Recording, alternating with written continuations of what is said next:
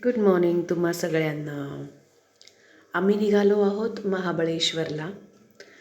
जसं मी माझ्या आधीच्या व्हिडिओमध्ये सांगितलं होतं, आम्ही बुक केलं आहे क्लब महिंद्रा शेरवूड. सो आम्ही दुपारची 3 वाजता ही जर्नी चालू केलेली आहे ठाण्याहून. मुंबईला एवढा पाऊस नव्हता, ठाण्यालाही एवढा पाऊस नव्हता. आम्हाला वाटलंच नव्हतं की लोणावळा किंवा महाबळेश्वर एवढा छान पाऊस असेल. पण खूप छान लोणावळ्याला खूप पाऊस होता, खूप पाऊस होता. बघू शकता तुम्ही, एवढं फॉग होतं. आम्ही खिडकी उघडीच करू शकलो नाही, एवढा पाऊस होता. त्यामुळे जे काही व्हिडिओ काढले जाता जाता ते सगळे काच बंद करूनच काढले.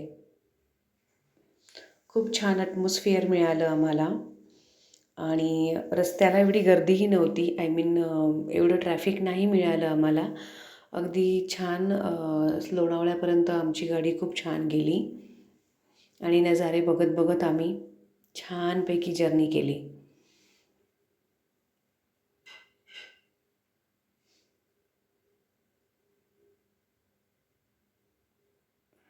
खूप सुंदर सगळीकडे ग्रीनरी होती. तसं तर पावसाळ्यात सगळीकडेच असते, पण बघायला खूप छान वाटत होतं. खूप रिलॅक्सेशन मिळालं बघून.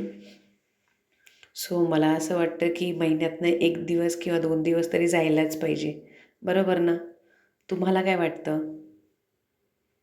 जाता जाता एक कांड झालं ते दाखवते तुम्हाला मी बरं. हे बघा. है ना? जाता जाता माझा मोबाईल खाली पडला आणि पूर्णच्या पूर्ण क्रॅक झाला एक्सप्रेस हायवेवर.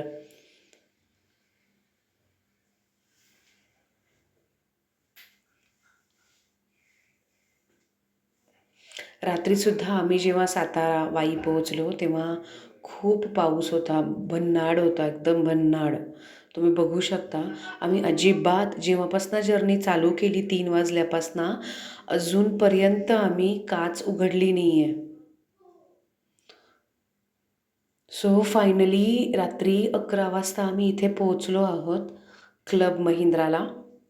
तुम्ही पाहू शकता, भरपूर अंधार झाला आहे. ऑलमोस्ट सगळ्याच लाईट्स बंद झालेल्या आहेत आत्ता.